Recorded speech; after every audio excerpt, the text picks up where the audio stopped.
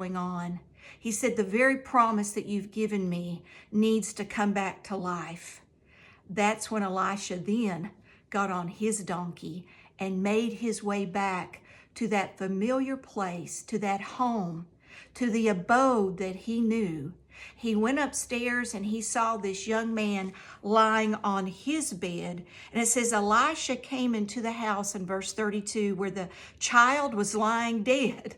The Bible reiterates he's dead.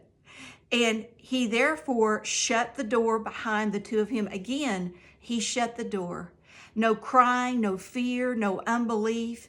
And he prayed to the Lord, and he went and he laid on the child. He put his mouth on his mouth, his eyes on his eyes, and his hands on his hands, and he stretched himself out on the flesh of the child.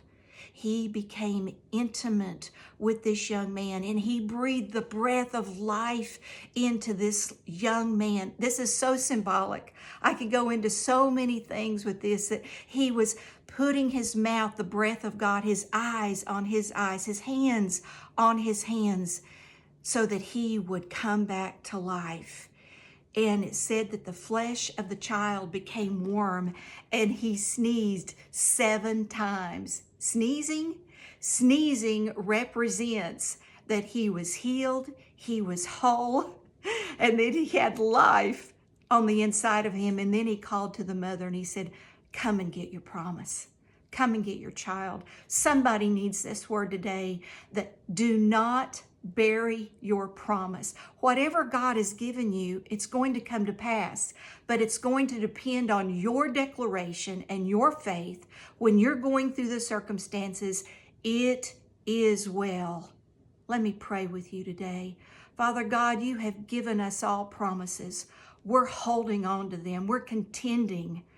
And God, we're not going to bury those promises today, whatever it may be. It may be a diagnosis of cancer. It may be our finances have hit rock bottom, or our marriages are falling apart. God, but we are holding on. We're not going to bury our promise, because you have given us your word.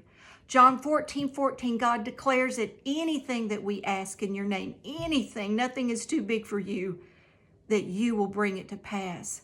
God, you told us in Psalms 107 that you sent your word, you sent your promise, and you healed us. We're holding on to our promise today.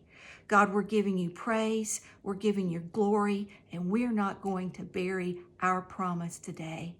Have an awesome day, and know that